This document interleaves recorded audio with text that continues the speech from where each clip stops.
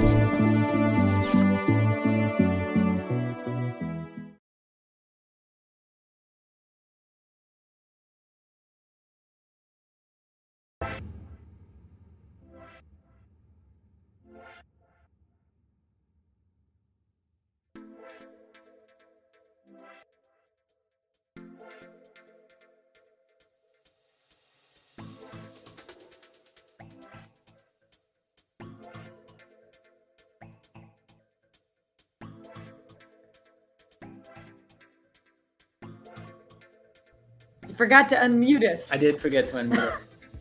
Thanks, I appreciate guys. you guys so much. Let me tell you what. Can you hear us now? Yeah, I hope Can you so. hear me now? Good. Yeah, that was dumb. That was among the dumbest things. The mic is muted thing was on top of the screen. That was among the dumber things I've done on live stream. 1 week off when you forgot how to YouTube. 1 week off and we forgot how to YouTube. Oh, thank you guys. All right, well, if you couldn't get my hand gestures, we are doing back-to-back live streams. We took some time off to relax, rejuvenate, hit Dollywood of all places, and now we are coming back with 2 live streams this week and then next week because we got off cycle with Katie getting stuck in the middle of the wood during a thunderstorm and trees falling left and right, and so we didn't do a live stream that night. And we need to get back on track or else we're going to have live streams smack in the middle of vacations and we're going to be very disappointing hosts. So let's see who all is in the comments. We know a couple people because we got those no sound comments. Thank you guys. Got Vanessa. Hi, Vanessa. We got Jay and Sam. Thank you guys. We are super excited about the 1K. We will be talking about it. We got Kaylee, who should be resting but isn't. We've got Mitch. Hey, Mitch. Mitch is back. It's been a hot minute. Welcome back, Mitch. And we got Kim. Hey, Kim. Thank you. Thank you for tuning in. We love you guys. Thank you for always making time for us. There's no need, but we're so appreciative. All right, let's dive right in. We got a lot to talk about. We have a long. We got one thing to talk about, but it's a long thing. Our bucket list is long. Oh, Marble Thrills is in as well. Ace flies with the Phoenix. I'm guessing that was an Ace event at Knoebels. I think, yeah. Rock I think on, Chad man. and Vanessa did that too. Oh, they might have. Yeah, if you guys did flies with the Phoenix at Knoebels, sound off for sure. If we've been to one Ace event ever, it was at Knoebels with Chad and Vanessa, and it was super duper fun. Okie dokie. Business end first. Please follow our socials. Instagram, The Real Tim and Katie. Tim and Katie on Facebook. And timandkt.net is our website where we post opinion posts, blogs. We do patch you into the live streams there as well. And there's a lot going on there that is not caught up. I'm so sorry. But we're trying. We really are. It's really... listen, I've made this point before. I'll make it again. It's really, really hard to do all of the socials and run a YouTube channel. It really is. We have a really... If you see us posting on Instagram, that means we're probably not doing an awesome job vlogging that day. If you see us not posting on Instagram, that probably means we got an awesome vlog coming for you later that day. So we try to find that nice balance. But we are a little bit behind. We will catch up, I promise. So my message for the day is follow our Instagram and our Facebook, please. We would love to do more social stuff with you guys. So this live stream was originally planned to drop before we took some time off because we were going to do back-to-back. And we had planned to use this as our lead-in to the, oh, hey, we're going to take a trip. And this was the trip that we took. we were going to go to Dollywood, which we did do. We just got back from a trip to Pigeon Forge, Gatlinburg, Tennessee area, and Dollywood in particular. We spent 2 days at the park with our dear friend Kaylee for her birthday. So we are very thankful that we had that opportunity. This would have been the perfect lead-in live for that announcement. But since that announcement is now in the rear view, I have one other big announcement that I think we can make now, and I think everyone knows what it is.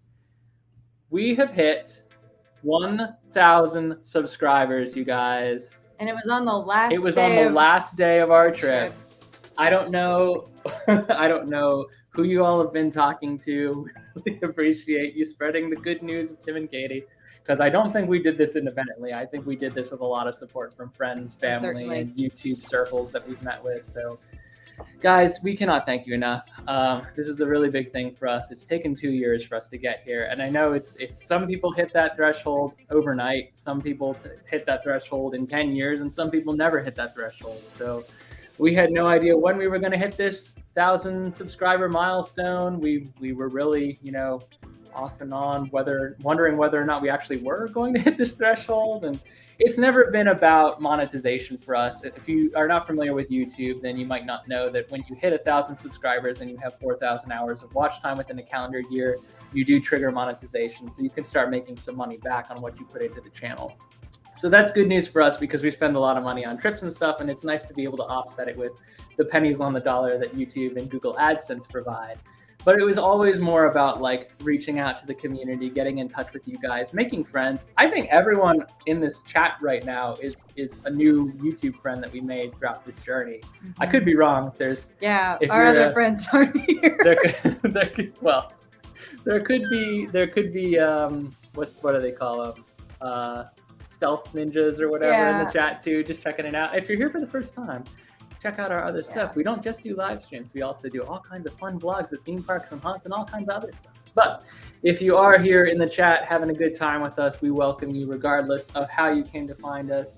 We want to thank everyone for making this such a momentous milestone. We will be doing something to celebrate this momentous milestone. I don't know what it is yet. We've had a million different ideas. We honestly didn't think that we would be hitting this milestone anytime soon because we did hit a lull for a really long time where we weren't moving at all. So nothing's ready, but we're gonna have something. I promise you, whatever it is, it'll be special and rad. Jay says the Friends has been our favorite part of the YouTube experience, and I agree 100%. It's been really good. Honestly, you wouldn't think that YouTube and social media in general would be especially good for your mental health, but I really do think it's made a very positive impact on our lives. I mean, I think that's it's broad. It's broad. Yeah. Either way, we're grateful that it has. Our particular situation has been very good. There can be bad things and toxic environments everywhere, but we're grateful that we have had a good experience. We have always had a good experience, and we want to thank you guys for creating and I think our friends, fun environment. Our friends in this group especially cultivate a nice group of people that are just positive and fun, and we all share something, whether it's a love of Disney or love of theme parks in general or a love of trying new food or something. And everyone is, we really enjoyed sharing our many loves with you guys, for sure. So thank you. Yeah, Katie did a better job of saying it than I did. I don't think I did. I think I was rambling. But that's what this is. The live streams are just rambles. That's all we do. All right, homies. Let's go ahead and jump into what we actually meant to talk about 2 weeks ago and are going to talk about tonight instead, which is our bucket park theme list. That one's just for Kaylee. Yeah. I talked this live stream up a little bit before we left Alabama, where we dropped her off, and I goofed the name, and it's become legendary within our little clique. Yes. Bucket park theme list. It's theme park bucket list, y'all. These are theme parks that we have always wanted to visit, and to be clear, we were going to talk about a couple different things here. These are theme parks that are not just on the list of places we want to go. We want to go a lot of places. The list we want to go. We could talk for hours and hours and hours about places we want to go. But this list is specifically the places that we have to go before we die. Hence the bucket list. Like if we die without going to these places, we will be unfulfilled. Not really. We've had very full lives. You could put it on our gravestone. We could die tomorrow and have had very full lives. But bucket park theme list. Yeah. So you will see a lot of parks on this list that you've never heard of. You will see a lot of parks on this list that you have heard of in passing, and you'll see a lot of parks on this list that you definitely heard of a lot, especially if you watch the same YouTubers that we tend to, the popular ones that go all over the world and travel to theme park destinations. I have a feeling that there's a lot of overlap in what we're watching all here together. So you may have heard of some of these, you might not have heard of others, and we'll try to give you some reasoning as to why these specific parks made our list. We attributed the bucket list awards to 15 parks, not including the future parks that are not yet built that we would like to go to someday, but we have what you're seeing on this bucket list is something that, well, each park will be to some extent, whether soft or hard plans, someplace that we plan to go at some point in the future. Let's get into it, because there's a lot of them. Are you worried about time? Yes. You got somewhere to be? No, but I don't want to be, we can be talking to our wall or to ourselves, I guess, after 2 hours. But we can, yes. All right. So real quick, these are basically the honor roll. These are the one-day parks. We've got places like Kings Island, like SeaWorld San Diego, and Carowinds. All places that have been calling our name for a long time, that we really, really want to try, that our friends, I think Chad and Vanessa just published a Carowinds. Well, they didn't just go, but they just published a vlog from They've Carowinds. been before. Yeah. So, and then of course, Kings Island is adjacent Cedar Point. So when you go to one, why not go to the other? And the reason is because there's not always time. There's not always enough vacation time. So these are parks, these first, couple, these are examples of parks that we really want to go to, but that we don't necessarily have hard plans to go to anytime soon. Now, having said that, they are on the list. We do want to go. I just want to clear the air and make sure that no one who is a diehard Carowinds fan doesn't get a mention on this list. Because theme parks are very subjective, and a lot of people really, really love places like Carowinds and Kings Island, and would be like, why have you left this off the list? And I just want to say, it's not off the list. It's off the bucket list. Yeah, it's off the top. Like our list of places we want to go is like in the 40s. So it's higher than that, I would say. There's destinations all over the place.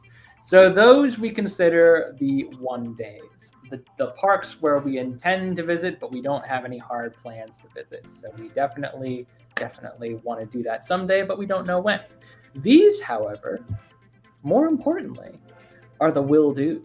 These are adventures that in some way, shape, or form, again, I'm not going to disclose any information, also, honestly, because the more I talk about it, the less likely it is to happen. Because we plan really far in advance, and sometimes, I'm not a fan, but sometimes plans fall through. So these are adventures that we have physically on a docket at some point in the future. Not all of them are close. I did not know this is how he was organizing this list, so I'm very confused. I made this PowerPoint at like 2:00 this afternoon.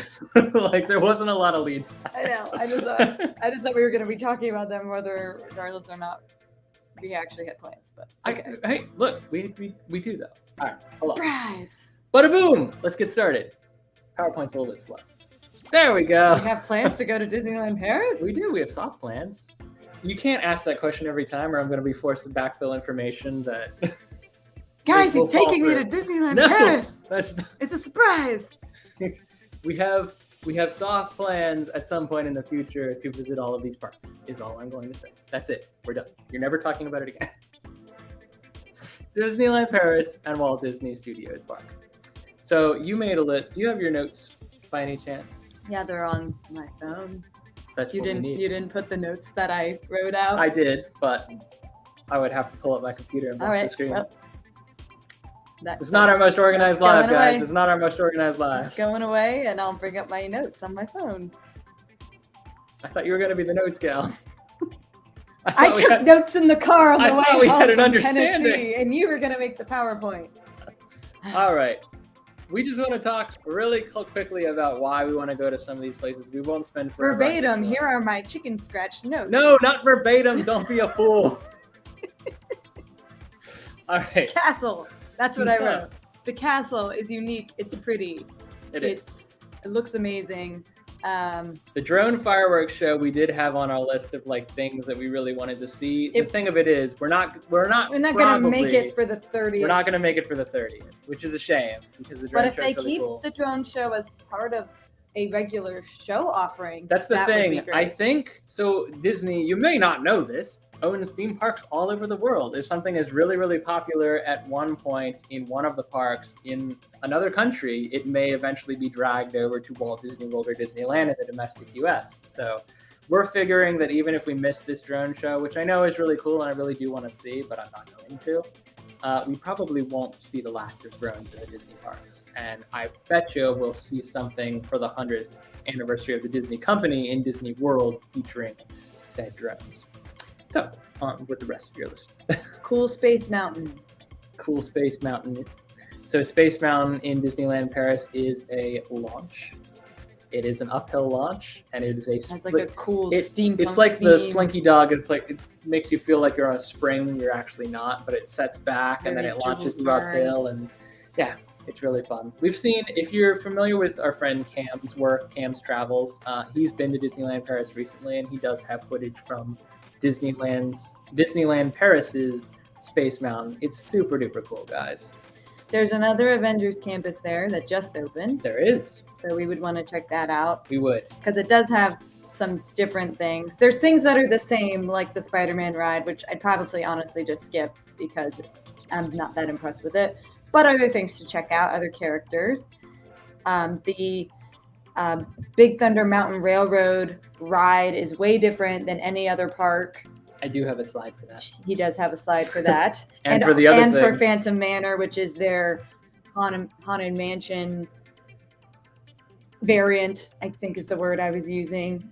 So definitely enough variation in the rides that we know and love in the US parks, but enough to make them interesting and unique to DLP. And also their resort hotel, or at least one of them, is right in the park. Something that is common in a lot of other theme parks, it seems, especially in Europe, but not really in the US. Like you can just walk into the park. Like with the exception of like California, Grand Californian, where it has like its own entrance into Disney's California Adventure, not many parks in the US, I think, have as a close a resort like that. So anyway, there it is. There's that picture of the Disneyland Paris hotel. So it looks beautiful, and just the uniqueness and the closeness of the resort to the park is what we're excited about. So I think that's the notes on Disneyland Paris. That's it? That's all we had? Yeah. I mean, there's other things, but we could probably give a whole live on why we want to go to Disneyland Paris. It's true. And apparently we have 14 more parks to get through. It's true. So, we do. Disneyland Paris has been on our list for a while. It's the next closest Disney park to us outside of Disneyland, which is already pretty far away, and Disney World, which is our closest park. I think, how will it compare to the Disney parks we visited in the US? I think it will still have that Disney magic. Whether or not it will be our favorite park, I doubt it. But there's lots of other Disney parks on this list as well. So in the end of the day, spoiler alert, all the Disney parks are on. Yeah, at the end of the day, we do want to make it to all of the Disney parks, which is why when they released that information on that, like, hey, you can pay to take a private jet to all of the Disney parks on one Disney adventure, we were like, ooh, can we? And then it was like, oh, for the price of a house. Not even, I mean, a small house, but yes. Maybe not for the price of a house. No, I don't think the bank would give us a loan for that. Speaking of other Disney parks, ooh, the mouse. Tokyo Disneyland and Tokyo Disney Sea. Definitely. It's on the list. This would be a bucket list park, whether it was a Disney park or not, just knowing how it looks. Yeah. It's fantastic. Tokyo Disneyland is, I guess, like It's more or less it's got a couple cloned attractions, but they're not exact clones, because one of the cool things about the Tokyo Disney properties is that Tokyo has an exclusivity clause with the Disney company. They really, really want to have their own unique versions of everything. So that's not to say that you won't see some very similar attractions, particularly in Tokyo Disneyland over Disney Sea. But at Disney Sea, almost every attraction is unique. Yeah, and you won't see a Disney park like it. Right. Supposedly, and I believe this, although I've yet to see it with my own eyes, Disney Sea is supposedly one of the most impressive themed parks in the entire world. It's made repeatedly multiple different world travelers #1 on like top theme parks in the world. Even people who don't like Disney necessarily. Pooh's Honey Hunt is in Disneyland, like Tokyo Disneyland, as opposed to Disney Sea, and that is a really cool attraction that we really as is like the new Beauty and the Beast dark ride that we'll probably never see at any other park because of the exclusivity. But you know what's at Tokyo Disney Sea? Journey to the Center of the Earth, as well as the Sinbad dark ride that you probably won't see. You don't even anywhere. know is there until you go there in most cases, because it's a strange addition to a Disney park, but they got exclusivity. I'll tell you that. In Tokyo, I believe in Tokyo Disney, I don't know if this is in Disney Sea or Land, but the tower, they have a Tower of Terror variant that's kind of unique with, it's not a specific IP like Guardians of the Galaxy, but it's also not, Lord, what's the name of the show the Tower of Terror is based on? It's completely escaped. Twilight Zone. It's not Twilight Zone either. And they also have their own variant of Haunted Mansion as well, called Mystic Manor, which is totally different because there's some sort of taboo about using ghosts and whatnot in Japan. So it can't really be ghosts. It's just cultural. It's I think more so in the China parks than in Japan. Spirituality is treated very differently. So ghosts are seen as... It's more of a magical fun house kind of. It's if someone experience is a ghost in Japan, it's very, very negative. It's not like a friend. It's not. There's no Casper in Japan or in China. So they have to like make creative changes. Yeah, those cultural differences and whatnot mean a lot of different things happen, and it's really exciting. I'm really excited to have the food there because I love Japanese food anyway. I've never been to Japan, but I would really like to You've try had Americanized Japanese food. Yeah, I'd love to try some of the special food offerings there. And then there's one other thing that's coming, an area called Fantasy Springs, which I think Kim has a slide for.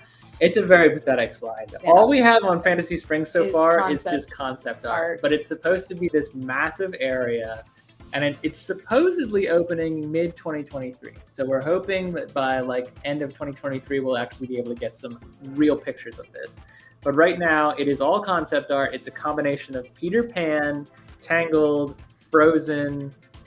I think that's it. But if there's other stuff, it's like Easter egg stuff like Tangled is in Walt Disney World. Like not big rides or themed areas, but just like little pocket fantasy areas. It's a huge expansion, and it's going basically hand in hand with what they did with Beauty and the Beast over at Tokyo Disneyland, bringing a whole new layer to the park. And it's cool because Tokyo Disney Sea right now, I would classify it as more of like an adventure park. Like it's got a lot of more thrill-oriented rides. It's got like slow dark rides and stuff too, but they're fewer and far between at Disney Sea as compared to Tokyo Disneyland. So this is going to be a really fun, really fanciful area that's going to draw a lot of, I would say, the younger crowd over to Tokyo Disney Sea. But for us, children at heart, it's also going to be really, really cool. And I know it can't possibly be as magical in reality as it is on paper, but my hopes are very high because it's Disney. So even the things that Disney does wrong are just like astronomically better than some of the other amusement parks or theme parks in the US. And this, especially in Japan, where a lot of the times, as I say, they really do go for exclusivity. They really want to have something unique that no other park has. This is going to be a reason to go. If you have been on the fence about going to Tokyo Disneyland, wait until the end of 2023 and go. This is going to be the reason. Yeah. It does look pretty. It definitely does. I've also wanted to go to Japan forever, Jason. I will say, Vanessa, I think they're transitioning over, from what I've been reading. I'm not sure because I'm not there. But from what I've been reading, I think they're transitioning over from the lotteries to the Genie Plus system. Well, they were one of the first. Disneyland Paris, I think, beta tested it, and then Tokyo Disneyland was next on the list after the domestic parks. So they've already started beta testing with Genie Plus or the Genie Plus equivalent. So anyways, yeah, there's a lot going on. But Tokyo Disneyland is high on our list. Most of the Disney parks are. And speaking of the other Disney parks, I think we're getting them all out of the way. We're getting them all out of the way first. There's other parks we want to talk about, guys, but you know we love Disney, so let's just clear the air here. Shanghai Disneyland. So on our list of notes, which we came up with on our long, 11-hour car ride this week, so we felt it was important to have notes. Yeah, we wanted to have notes.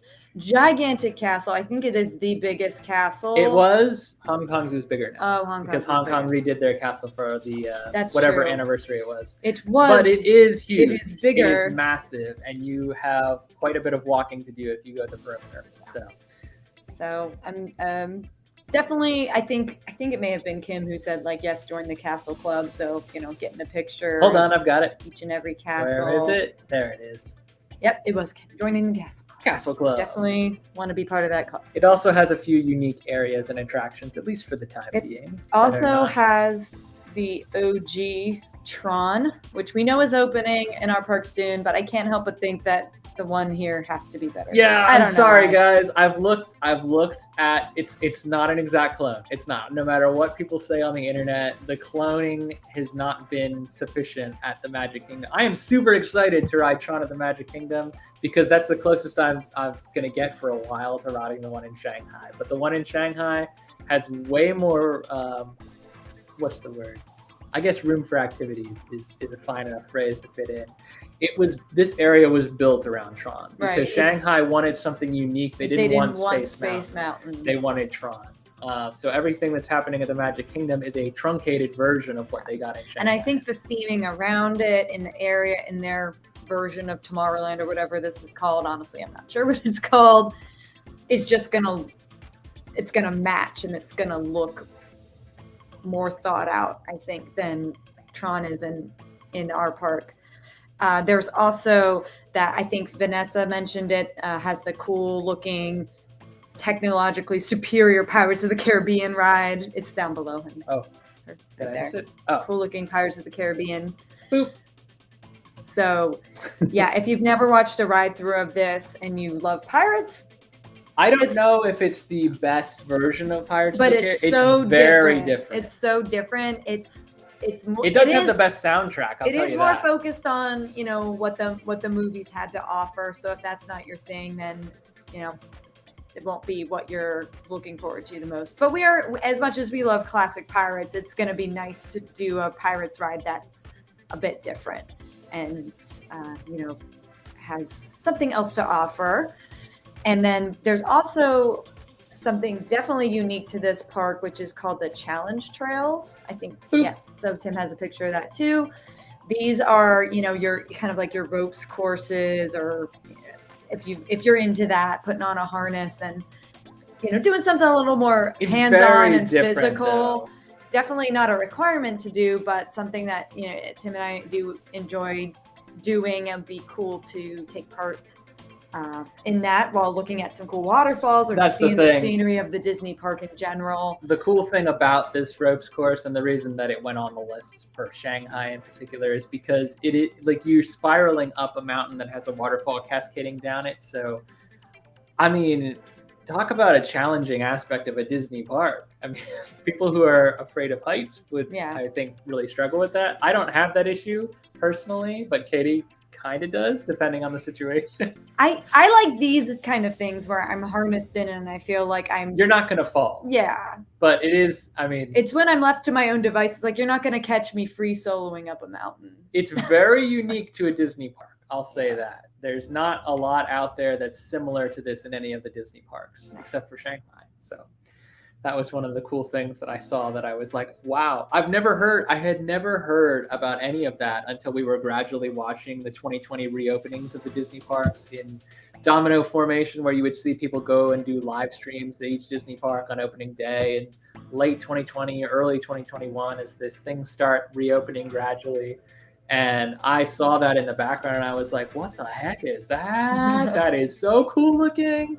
They took some digging to find out what it was. So maybe not a lot of people prioritize it on their Shanghai Disney trips. It was definitely top of my list. Yeah. So if you're keeping track, you should know which park is next, which is Hong Kong Disneyland. I will say I know that the situation all over the globe continues to evolve and things are not always looking good for a trip to China. So these two Chinese Disney parks, these are probably the ones that we're least certain about ever being able to visit. But we can dream. That's what Disney is all about. So these are the softest of soft plans, but they are on the list. Hong Kong now has the Disney castle that is the largest. Yes, and also a unique looking castle, if you can see from that. That's not a picture though? That's still concept art. So most of this is going to be concept art because Hong Kong recently did a huge expansion and is mid-expansion on some other properties. We forgot to mention Zootopia for Shanghai, by the way. Oh yeah, they're getting Zootopia Land is opening in Shanghai. But yeah, this is all. It's really hard to find clean pictures of the Hong Kong Disney castles for whatever reason. So I pulled a lot of stuff from concept art of stuff that's being developed. Hong Kong is probably the park that's in the grandest transition right now. Yeah, because it is expanding big time. But yeah, there's a lot of stuff that's already there. You want to talk about it? Well, what's already there, something we're interested in.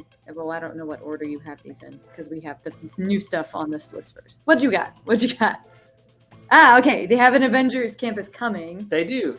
Not what's already there, but it's coming.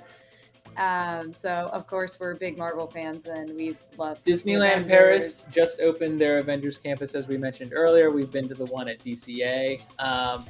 They're trying to diversify the Avengers portfolio all over the globe. So the Avengers campus concept revolves around like different parks doing different things so that you get like a half complete puzzle piece by visiting one of them. Only by visiting all of them can you get like the full narrative of the Avengers story, which is smart on Disney's part. Yeah. It's just, when you don't have a huge travel budget, it's a lot harder to make it to the international park. So we would love to close the loop on this and visit all of the Avengers campuses. Of course. This one is still in progress. It's not yet open. Right. So what's next on your list, because we ran out of order from my notes. Okay, Arendelle World of Frozen is also coming to Hong Kong. Of course, this is concept art as well. So, our thoughts are here. By the time we actually get around to going to these parks, these really cool new areas will be open and operational. So Hong Kong's Frozen Land is not like Fantasy Springs. It's going to be like a full-scale Arendelle, complete with Elsa's Ice Palace. We've already seen some of the preliminary structures go up, and it's starting to get some of its theming elements now. They have a roller coaster for Frozen, which is new. I think it's going to be a family coaster. It's like Olaf something. Akin to like Mine Train or maybe even Big Thunder. I don't know if it's going to be as intense as Mine Train even, but it looked fun. Yeah. And I refuse to let it go unridden. Let it go. Ha. Ha! Ha. Ha! And then there's a existing ride there right now called Big Grizzly Mountain Mine Cars, which just looks like really fun. It is the Everest of Hong Kong. It has some backwards stuff. It's a big mountain. So as far as if we want to complete our true Disney Mountain Challenge for all the parks, we have to ride the Big Grizzly Mountain Mine Cars. So I think there's plenty of other things to talk about these parks. If we didn't mention your favorite thing about them, let us know, but we do have to keep going. I think that's the end of our Disney park list. It is. Yes. All right. So yes. You don't have to go exactly by the slides, But she's waiting to see what slide pops up next, and she's like, "Oh, I'm gonna sound like an idiot if I mention the wrong thing." Because the other ones were in the order I put them down, and then you started getting mixed up. Jamie and Ari made it. Hey guys. Hello. Welcome to the party. So, the next park you might not have heard of. You may not have heard of it, unless you've traveled with us ever, in which case you've probably heard the music. Talk about it. The music. Ready? I don't even think we heard of this. Gardaland. I don't know Italian. Also, I'm covering up the. Hang on. Boop. Some of them are up in the top right corner. So Gardaland is a theme park in Italy that we never heard of until probably like a year or so. Theme Park Worldwide, yo. We watched a lot of Sean and Theme Park Worldwide, which is where we get most of our bucket list parks from, I'd say. So what's exciting us about Gardaland? It's a theme park that is its own. It's unique. There's no IPs as far as we know. There's Peppa Pig. There is Peppa Pig. They built a Peppa Pig land when they were acquired by Merlin Parks, but that's it. But that's everything else is their own. They've got their own mascots. They've got their own mascot, their own characters. They write. And Jumanji. Oh, they do have. They just opened Jumanji. Okay, but still, so we lied about the IP. We lied about the IPs, but it's still like it. It stands on its own. We'll just say that it's not tied to anything. It's not Universal. It's not Disney. It's not Paramount. It's not whatever. So I guess they're doing well enough to get some IPs, but really I don't think they need them. Like even if Jumanji the ride didn't open there, we'd still want to go. At one time, it was a family-owned park, and it has evolved year over year, and we've been following it since 2020. Which is not a long time to have been following it. But even in that time, we've seen it expand multiple times. And guys, the theming of this place is next level.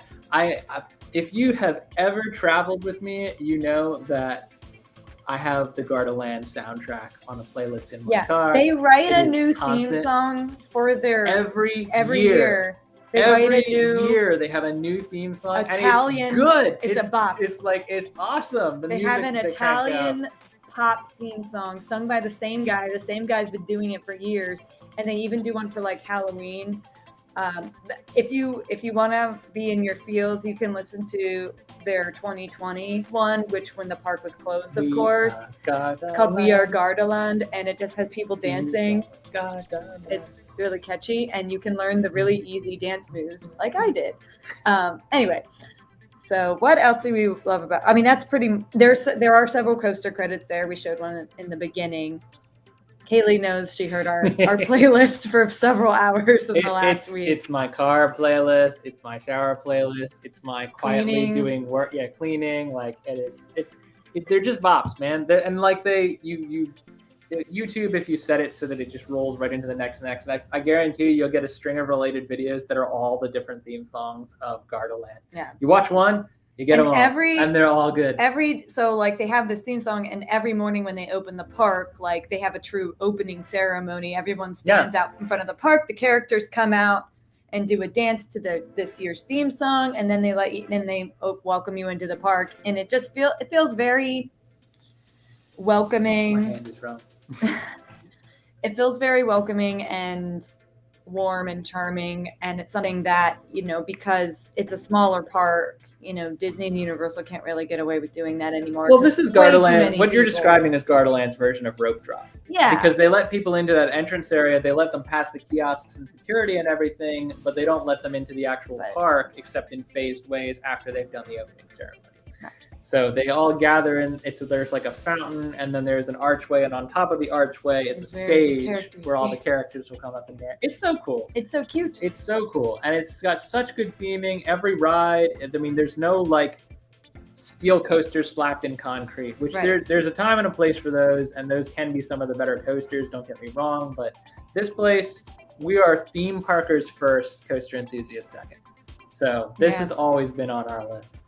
Mitch, I think I know the one. This is probably not the one you're thinking of, but I think I know the one you're talking about, and I bet you'll find it on this list. That's all I'm going to say. Oh, they're talking about Hong Kong. Yes. Yeah.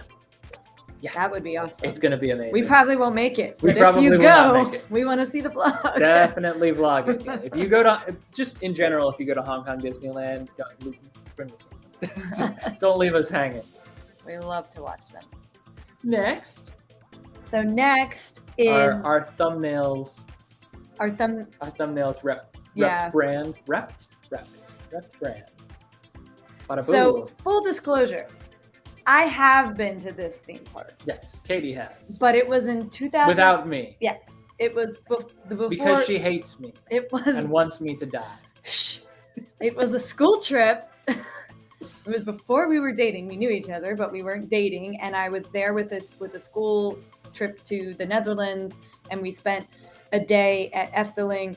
And I remember this really cool looking entrance, and I remember a couple other things, but I definitely didn't ride all the rides. There's definitely been some new rides in the last 12 years, so I really, really want to go back to Efteling. It's in the Netherlands. Did we mention that? It's in the Netherlands. It's a Dutch park. And it's very famous amongst the theme park enthusiasts. This is the Disney of Europe. Yeah. Not including Disneyland Paris. Well, I thought we were saying that Fantasyland was the Disney of Europe. Yes, we'll get there one day. Okay. Well, it's one of the. And no, this is it. Okay. Okay. I guess for how fantasy. Family friendly, and related, I would say. It's got a lot for everyone. It's got its own B&M dive coaster, which for the coaster enthusiasts. I don't remember doing any coasters. Like, that's the thing. I don't think they were there. I think that Efteling had several major expansions. Yeah. The expansions. Yeah. That are. I remember their fun house, spin around thing, and I remember the very famous dark ride that Tim really wants to do, but I'm not. So basically, there's really good dark rides. There's a more famous one now, Symbolica. Symbolica, which definitely was not open when I went. Dark ride. Beautiful trackless dark ride. Very, very famous, very popular. There's, as we said, there's coaster credits. There's a dive coaster. There's a couple family coasters. It's really good theming. There's a whole fantasy forest you just walk through, which is something that I do remember. But it's just low-key one of the most nostalgic areas too, because when Efteling was built, that was the first area. Yeah. And the entrance was near that area, which and now it's expanded I was with so much in the park a bunch of other Dutch teenagers, and that's what they remembered. That's their Toontown. The fantasy walkthrough area was what they remembered as young kids. So there's some discussion of Alani down here. Speaking of Disney comparisons. That's also a bucket list place for us, but not in the theme park list. True. That's the only problem with Alani, is that there is no theme park. But it's very beautiful themed landscape. Yes. And I'm not going to say we don't have plans to go. No. Any other pictures on Efteling? There's not multiple slides for everything. Yeah. Oh, one of other things about Efteling, there's a themed hotel. Or at least several, I think a couple themed hotels, but at least... Well, it's all under the headline of the Efteling Hotel, but it branches out into multiple different sub-properties and different types of properties. The theming gets down to the level where there's in some rooms, there's a little mouse with his own door. It's a fake mouse, but it's that level of cute. It definitely I think even somewhat beyond what you would expect from Disney at this point, because there are times where I think Disney actually gets a little lazy with their theming, personally.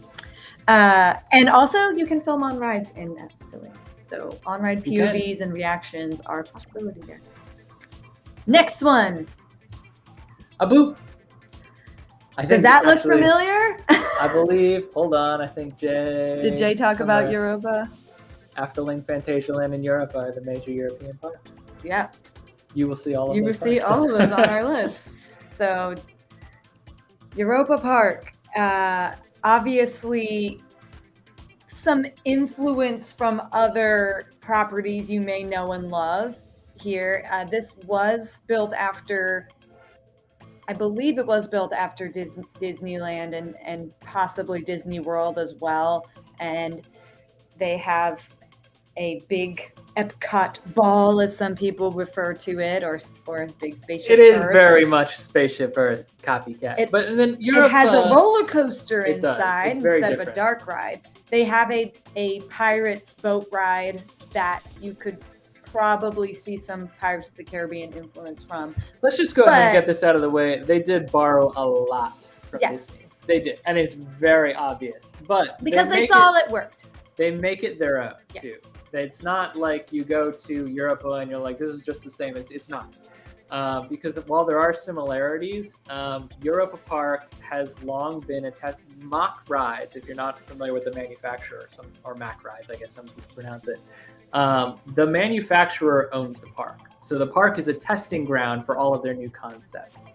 Europa Park is in, I think this is the one in Rust, right? We have Rust, Germany. Spelled like rust, yeah. But I think it's pronounced Rust. So they have hyper coasters, they have launching coasters, they have a roller coaster inside the Epcot Ball, they have quite a few dark rides. They have their own mascots, they have parties, they have alpine coasters. There's so much. There's so much there. They have a hanging dark ride coaster as well, suspended, that was a brand new concept for the time, themed to Arthur and the Invisibles. And that which I've never seen. I don't even seen I don't know if I like the movie or not, but I want to do that ride so cool. badly. It looks so fun. Leonard Kinsey from Dark Side of Disney. Yeah, Theme Park Worldwide is where we got. I don't think we've ever watched Dark Side of Disney, but we've definitely watched a lot of Sean and Charlotte on Theme Park Worldwide. Definitely. Yeah. This is Silver Star at Europa Park. So this is an example of a hypercoaster that Mack built in Europa during the roller race. What do we call it? The arms race of roller coasters for the hyper concept. Anything that's 200 feet or higher is considered a hypercoaster by classification in Coasterpedia. So Silver Star is Mack Ride's response to the hypercoaster trend. It's 200 feet high, and it does count as a hypercoaster, so this would be another coaster credit for us. But mostly, I'm not gonna lie, it's theming, it's the coaster credits, it's like the whole theme park experience. I know I've read on TripAdvisor, when you look at trips to Europa Park, a lot of people are like, you can do it all in one day if you're willing to run around back and forth. I'm like, I want to. I think I'd plan like 3. Like minimum 3 to do everything. Every time we visit a new place, we find ourselves like caught looking at a tree for like ever. We're just like, look at this tree. It's magnificent. Look at this water feature. And there's just so much to look at, and so much time is put, if it's done right, so much time is put into the landscaping and manicuring and whatever maintenance of the park. You just really have to admire it. So it's more than just rides. But they do have great rides. They do have great rides, but it's trying the food.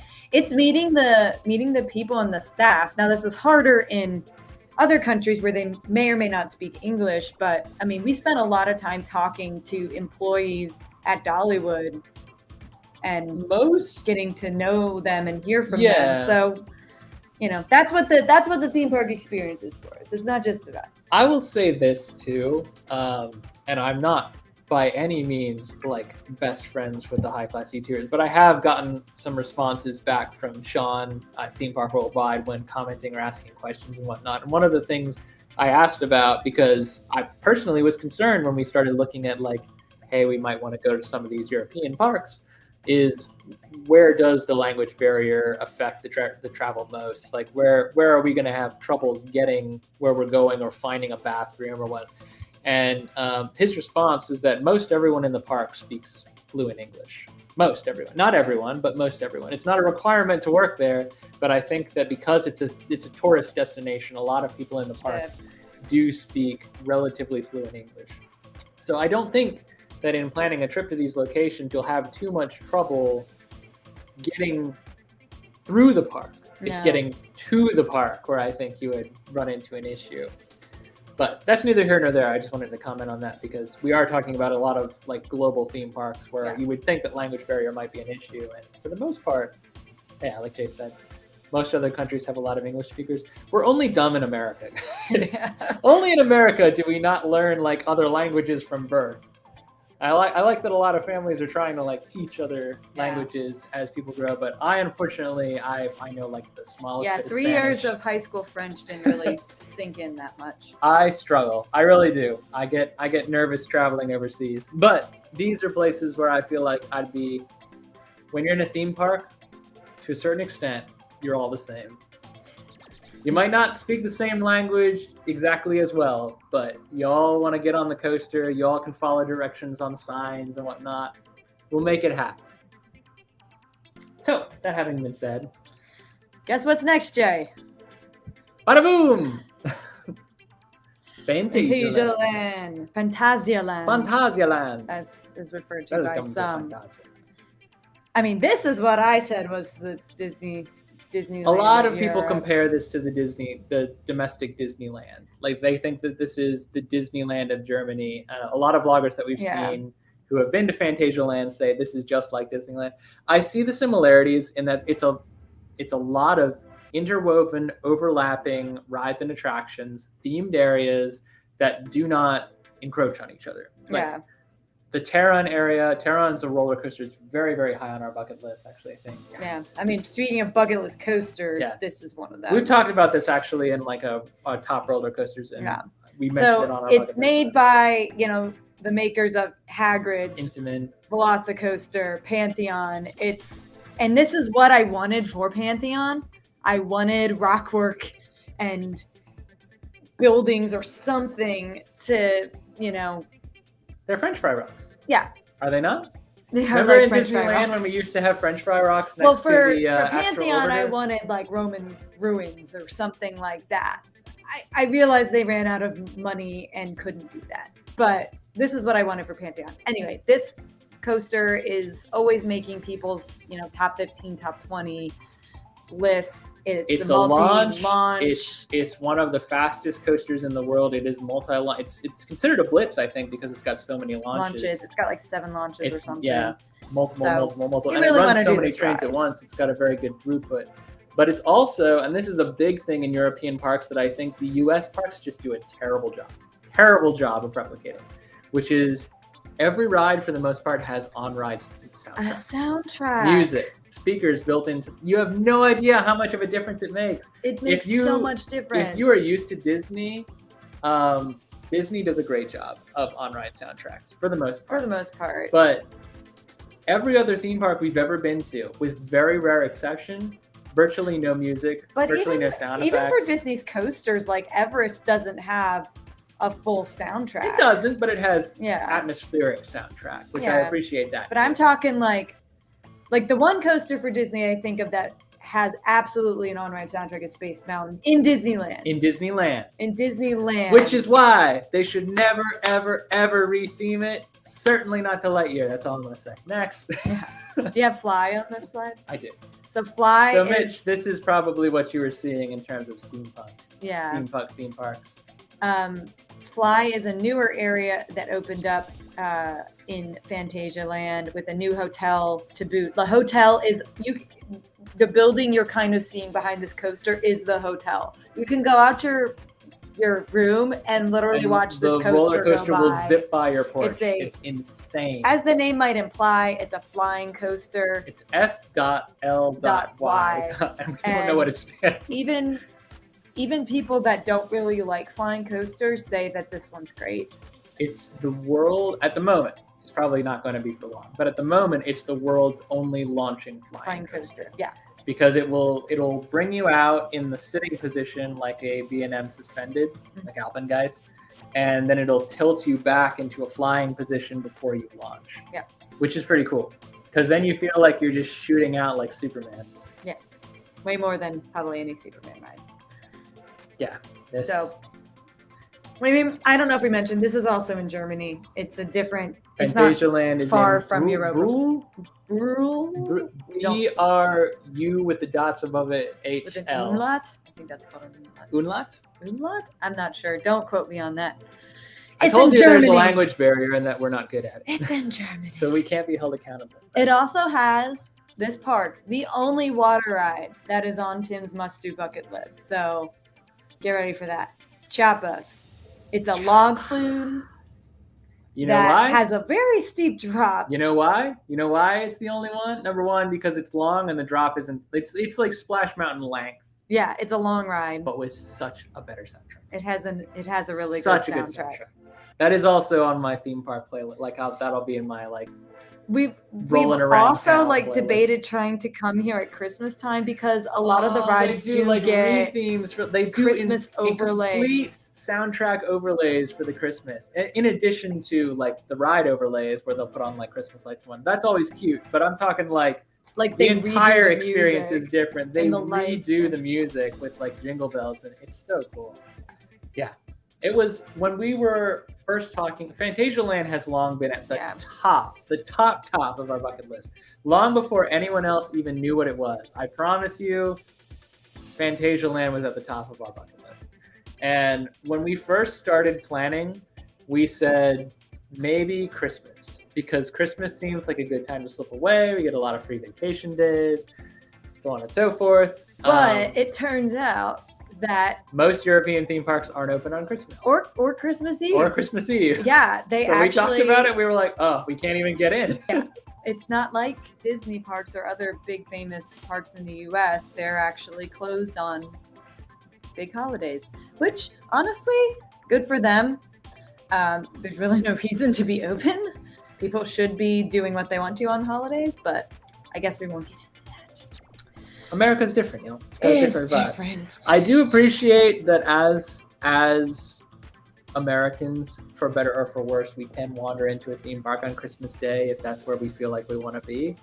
However, there's something to be said for letting the workers celebrate. There's other Christmas things, well. like the other thing is like stores are closed. Like we were worried we wouldn't actually be able to like eat on Christmas because we were wondering like, is the hotel even going to serve food? Yeah, I think you got to know somebody.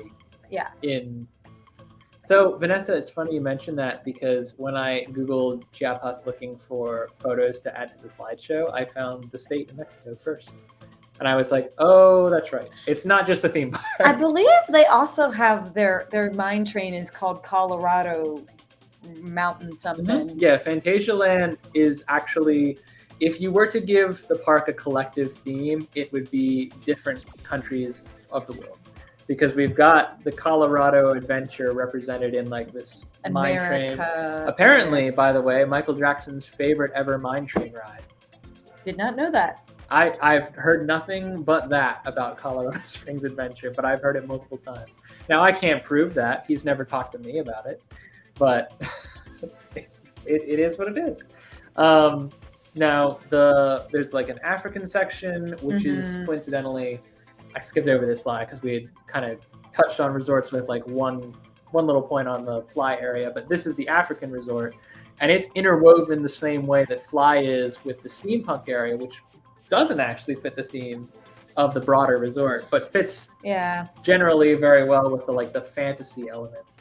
This is the hotel shoot. It's not called Hotel Shoot. It's an African themed hotel that's interwoven with the African themed roller coaster, which is a suspended called Black Mamba. Yeah, B&M suspended. So same thing, you walk out onto the porch and you look out your window and a B&M loop comes rolling by with the standard roar, and you're like, I must go inside and play. So Fantasialand is the whole deal, guys. Yeah. It's got on ride music. And they have, I think, 3 or 4 now themed hotels that sit on the property with their own private entrances into the park. Just very. I don't like to keep using the word unique, because I feel like if you use it too much, it loses meaning. Stops being unique. But it's there's enough uniqueness in the world that everyone can be unique while still being special. Unique. Is just another word that means unique. It's so interesting. It's cool, guys. I don't know how else to describe it. Fantasialand is up there. In summary. And we have twice now been like, we should go. Well, we have literally tried. We have tried. We have gone as far as like almost booking flights. We have looked at pricing. We have marked off dates on the calendar, and it, for whatever reason, it's fallen through. Christmas was one of the things that fell through because we were looking at it, we're like, we're not sure we're going to be able to do anything. The last 2 years has been tough regardless. It's been sporadic. But one day. All right. Next, on to a different country. We're going back to Japan. Bada boom. For Fuji Q Highland. Hold on. There we go. Which probably is more of a on the amusement park side of the argument. It's got themed areas, but yes, it is less of a theme park. It's more of a thrill seekers park. Paradise. Yeah. It's got multiple record-breaking coasters. A couple of months ago, a roller coaster made the news for having to temporarily close while people investigated several instances of people blacking out due to G-forces in like a not healthy way. It wasn't the ride's fault, by the way. It was a lot to do with different things that were going on with the people. But that's Dododonpa at Fuji-Q Highland. So my mom actually was one of the people who sent me the story, like, oh, this is wild. So you can see roller coasters are dangerous. I'm like, yeah, this one's really high on my list, which was not the response she wanted. But yeah, Fuji-Q has a lot of rides like that are just knockouts. X2 system, yeah, it does have a spinning coaster, one of the world's, the record-breaking spinning coaster, sister coaster to Magic Mountain's X2. Mm-hmm. Very, very scary. I don't like spinning coasters at all. We haven't technically. We did a 4D. Yeah, but I don't feel like that's the same as X2, right? It's the same type of coaster. Oh, gosh. Made by the same manufacturer. Oh, man. Just much shorter. Oh, man. Maybe the less tight. Tumbili. Maybe the less tight turns will be better. I don't know. I didn't actually hate Tumbili as much as I thought I would at King's Dominion, the brand new 40 spin. That was our first ever 40 spinning coaster. By the way, since our roller coaster live, we've now checked the boxes for all the types of coasters that we hadn't done before, thanks to Dollywood and King's Dominion. But yeah, there are some coasters we prefer and some that we don't. Spinning coasters will Vanessa says it's not. I'm assuming she's talking about it's not the same sensation on X2 versus rides like Tumbili and the Joker. Well, she's the only one here who's been on multiple. Okay. So Vanessa's making me feel better about that we can do possibility. I'm going to do it for the credit. Regardless. Aizuneka is the name of the spinning coaster at Fuji-Q Highland. Yeah. There's quite a few record-breaking coasters here at Fuji-Q Highland, and that's why it's higher on the bucket list for us as, in addition to being theme parkers, we're big thrill seekers. So if we're going to go to Japan, why not hit Fuji-Q while we're in the area? It's close to Tokyo. It also has that haunted house dark ride? It sure does. Is it a dark ride or is it a walkthrough? Have you figured that out yet? I did. It is both. It is a dark ride and a walkthrough. It has walkthrough portions and dark ride portions, and it changes based on the season. You know we love our spooky stuff. So. This is quote unquote, and I don't know if I trust it because it's very subjective. Quote unquote, the scariest haunted house in Japan. Oh, that sounds scary. It's very subjective. Japan does horror really well. Japan does do horror really well. This is in Fuji-Q Highland is a year-round haunted house that sits on the property, and I think it's ticket-based. So it's like an add-on attraction in the park. You can go to it at any point in the park, but you do have to pay an upcharge, small upcharge. Oh, we're gonna do that. But yeah, it's great, apparently, from what I've heard. Now, there's not a whole lot of footage online of it because it's very dark inside. But it's very well done. Terrified screams. It's supposed to be an abandoned hospital. That's the theme. Oh. So that is another reason. You know we love our spooks. Me especially. And Katie by proxy. I hope you included a photo of this, but as the name may imply, on a nice day you should get amazing views of Mount Fuji. I sort of. No, that's not. I couldn't find a good one. Ah, you could have tried harder. Why don't you put together the next PowerPoint and see how it goes? Just imagine. I can't wait to see how it goes. Just imagine. I'll sit here and do peanut gallery Mount comments. Fuji in all its glory while you're riding a roller coaster. It just sounds like the coolest thing. Yeah. So. Fuji-Q Highland is at the base of Mount Fuji. That's the reason it's called Fuji-Q Highland. So it is. We have unfortunately seen some people who go there and be like, go all the way to Fuji-Q just to see this, and it's very cloudy and you can't see the mountain. Well, but here's the other thing. Hopefully you go on a nice day and you can see it. Here's the other thing about Fuji-Q, and it is unfortunate, but this is the case for a lot of theme parks, especially in Japan near the Tokyo area. Due to the climate, a lot of rides are closed during not favorable weather conditions. Like the part of the year where it's likely to snow or rain, a lot of the rides will have to close. It is a year-round park, so you'd expect, in our country, the year-round parks are like in Florida and California, and they're built to endure the elements, so they won't close unless there's like thunder or lightning. In these countries and these areas, they are open year-round because they have indoor attractions and they can get you in on certain things. Like there's a Thomas Land, like Thomas the Tank Engine in Fuji-Q Highland. They've got a Thomas Dark Ride. Honestly, really cool. I grew up with Thomas. I can't wait to ride that someday.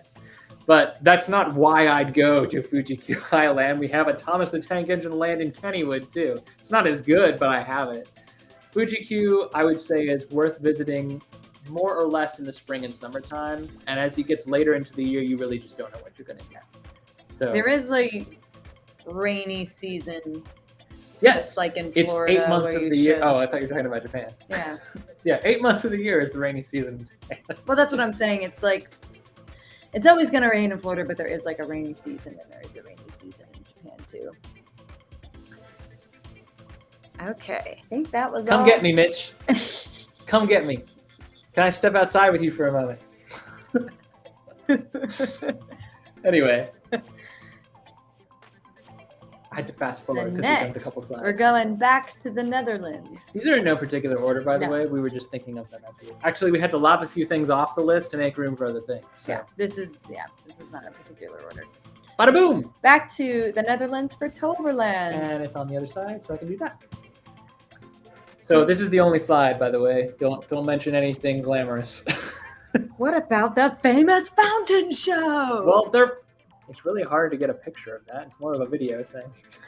Toverland is a very small park. It's small. It's not too far from Efteling, which is why when we want to go, we'll really.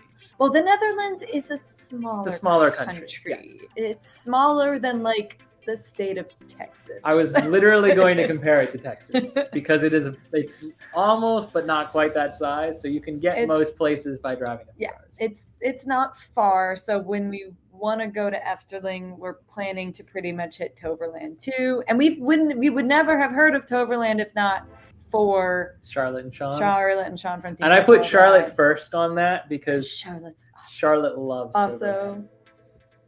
Tim and Charlotte are of one mind when it comes to water rides. Oh, she's my spirit animal. Yeah, if you want to anyway, so basically, since we're getting shout outs on the boat, I will say too that this is I tried to get like an encapsulating screenshot of everything that Toverland has to offer, which I didn't do a particularly good job.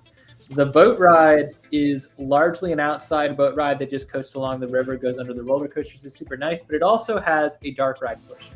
It goes through caves, and there's like a wizard in there with gnomes and stuff. It's really fun. That's Toverland is, I would characterize as Efteling-like. Yeah. It's family owned, so it's very small. And I will say too, I will not give too much away, but Efteling and Toverland are on the harder side of the soft plan list. And when we were speaking to someone about potentially booking a trip, we talked about doing 2 days in Toverland. It's small enough that the response we got back was, they want 2 Are days? you sure? Why? But yeah, I think, like Katie said, number one, vlogging slows you down. So oh my god! Taking time Have you to vlog. Tried it? Have you tried vlogging in a brand new theme park? There's a lot to look at. There's a lot to see. We do get distracted by trees and roots and rock formations and whatnot. So we tend to take it slow, and we like it that way.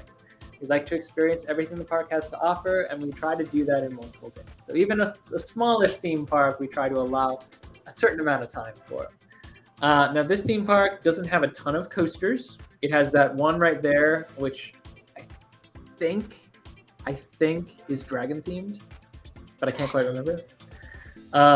It's a wing coaster, as you can tell. And then there are some smaller coasters as well. They've got They've got a bike coaster. They have a bike coaster, which is Booster Bike. That one I do remember. The bright green booster bikes. They've got this year they're retheming the log flume to give it a more dark ride feel, which hand to God, I am excited about experiencing that. Now, to be fair, it's not a huge drop, so it's not nearly as scary as Chiapas. It's going to be bigger Daredevil in person, Falls. though. I can't wait for that reaction. It looks bigger in person. Yeah, Daredevil Falls at Dollywood got me pretty bad, I will say. He was not excited. Katie and Kaylee had a wonderful time. I offered you my poncho. Like a girl. You didn't want it. I did, but I had to hold on to my hat. Which, you know where you didn't hold on to your hat? Shut up. Blazing Fury. Shut up. We're not talking about Dollywood right now. Anyway, Toverland's fun. And as Katie said, they do have a fountain show that they're very well known for. It is I believe the way it's set up, and I haven't been there, so I can't speak to this as definitively as I would like to, but from what I've seen in other people's vlogs, there's a bridge that you walk through. The fountain actually goes up and over you. Mm-hmm. So at night is when the big fountain show, there's a wizard mascot that comes out and performs magic with the fountain, which is really fun. They also have like a pirate stunt show, don't they? They do. Yeah. The dive show. Yeah, stunts. They're diving. Yeah, so they have a lot of stuff. I honestly couldn't even tell you how this park is laid out because it's so hard to tell from other people's vlogs, but I know what rides I want to do. We want to do them all. We want to do them all. And there's a lot to see and do. Toverland. Mm-hmm. It also has Bommy Salami. Remember the walkthrough? With the wand? You take a wand like a Harry Potter wand, and they just hand you one, and then you walk through and you interact with it. Yeah. Anywho's. Ready? Next one. Bada boom. I gotta take the branding off. Oh no, Portaventura World. This is in Spain. It is. And it is, I read while I was researching that as of now it is Europe's only multi-park or 3-park plus land. Right. So I guess it is one park, but it's like Universal where they've got like parks right next door to each other. It's like a theme park and then a water park is there. Theme park. So they've got Portaventura World proper, which is what you're seeing, and then there's next door is Ferrari World, right? Which is a big ticket item for a lot of thrill seekers because it's got all the fast coasters and whatnot. And then you may be able to see in the distance here, they've got the water park next door as well, which is Aztec themed. You can see the peak. Actually, there's another. Well, that's more. It does look like a pretty cool water park. It's got everything I feel like a good we theme may park have needs. to visit the water park too. I there. know. I'm not a big water park person, but I gotta do it. It's got this. What you're looking at is a splash battle, so this isn't just like a casual float down the river. Yeah. There's a war going on. Bailey said, "Pretty boats here too." Anyways, Portaventura has dark rides, it has water rides, it has roller coasters, which you can see there. It's got Ferrari World right next door, which has some of the fastest, loudest attractions that you will ever see, especially in Europe. There are more loud attractions at Ferrari World in the Emirates, but Ferrari World is designed to be the loud place. It's not for the kiddies. It's loud and it's angry, but it's fun. Yeah, so Portaventura World, I think this is the only one on our list from Spain presently. But there are more in Spain that we would have on our one-day list, like with Carowinds and whatnot. But we get sucked in by the theming, guys. You see, you start putting trees and rocks and buildings in certain places, and we're like, ooh, would I want to sit here and look at stuff? Bro, all you need is trees and waterfalls, and I'm in. That's it. That's it. That's why I spent so much time looking at waterfalls in Dollywood. So many water features. We just we didn't get to anything. The ducks are the happiest ducks you've ever seen. We'll have to spoil. There's going to be a whole live stream on Dollywood next week. Sorry, so I don't we're still thinking about it a little bit. We got back yesterday morning at 3 o'clock. Yeah. In the morning. It's fresh. Portaventura World. Check it out.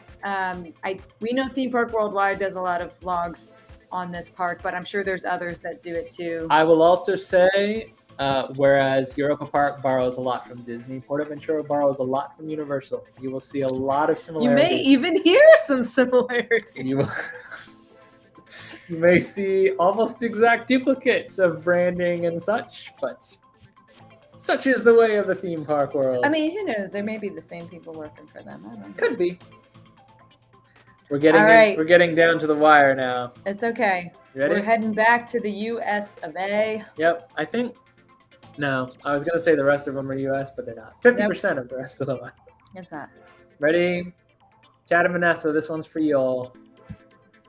Bada boom. Cedar Point. Yep. Cedar Point is definitely a bucket list park for us. We had a trip booked in 2020 and we canceled it. We chickened out. Cases were going up too much and we just pulled out. So, you know, there was a time when we were like, we must not get COVID. It was mostly pre-vaccine, but we were like, we must not get COVID, and we were canceling trips left and right, regardless of the situation. It was mostly the air travel. The variants are so much worse now than they were when we canceled. I feel like such a wuss for canceling all those trips. Yeah. But it happened. We saved money. We got to go on longer, better trips later. So it all worked out. It was also going to be, because we didn't have a lot of vacation, have a very quick trip. And we I think we want to give Cedar Point the respect it deserves. Well, especially after our friends Chad and Vanessa from 2 Tickets to Adventure, check them out. They went to Cedar Point and they stayed at Hotel Breakers and did a walk around. And I'm like, okay, we got it. We got it. It's awesome. Yeah. You get the free, I want to call them time savers because of Dollywood, but the free like express early entry. Fast lane? Sorry, early entry. No, it's not fast lane, because fast lane you got to pay for it. It's early entry. You get certain rides to yourself. So everyone gets to try and do like Steel Vengeance early in the morning, which, by the way, Cedar Point is the coaster capital of the U.S. as declared by other coaster enthusiasts. It's got, I think, the most number of coasters in one place. Although there's a possibility that Hershey Park's going to knock them out of that running, because they just closed Twister at Wicked Twister, right? At Cedar Point. Oh, yeah. So they might replace it with a new coaster, but in the interim, I think they will be displaced by Hershey Park. I think Magic Mountain has more than Hershey Park. Maybe. I think Hershey's close, but I don't think they're in the running, because Hershey claims 15, but one of them's a water you're right, coaster. because of the water coaster. And I'm pretty sure Cedar Point has like 17, and Magic Mountain has like 16. You're right. So yeah, okay. So Magic Mountain is going to displace them. Someone's going to displace them because they closed. I'm pretty sure Magic Mountain and Cedar Point go back and forth, and every time one announces a new coaster, the other one has to announce a new coaster to stay ahead. Anyway. Yep, Hotel Breakers, y'all. You're not going to click on the next comment below I did. that one? I hit it before. Okay. You were too busy. Sorry. You were too busy ranting. I was too busy reveling in my accuracy. A look into our marriage. So as we implied, coaster capital of the U.S. Therefore, we have many unclaimed credits there, and we're a little bit addicted to RMCs, which we've only been on three. But we know this one changed my life. This one is apparently the best. I don't know, Steel man. Vengeance. I don't know, because we don't always agree with Chad and Vanessa on coasters. No, but I will say that from looking at it on the outside, it looks pretty dope. It's going to be a rad coaster. It might not be my favorite RMC ever, because I'm telling you guys, Iron Gwazi is way, way up there. It's my favorite non-themed coaster. But I also know that Chad and Vanessa have been on more coasters. They have. So they might have. But it's also subjective, because it's your own. It's what feels good and right for you. Vanessa, I can guarantee you we're going to like it. You don't have to worry about that. Whether or not we like it more than the other RMCs we've been on is TBD. This is Steel Vengeance, if we didn't mention that. I feel like we may not have Steel Vengeance. Definitely one of the coasters we want to get. There's also a famous Giga called is it Millennium Force. 300 feet for those who don't know. Plenty of coasters there. There's also, was it Maverick? Maverick. It's pretty famous there as well. And Cedar Point is right on top of Lake Erie, I believe. So you hear beautiful views. To be clear, you're not allowed to film on roller coasters at Cedar Fair Parks. You're not allowed to film on roller coasters. So all the POVs I've seen have been either media sourced or illegal.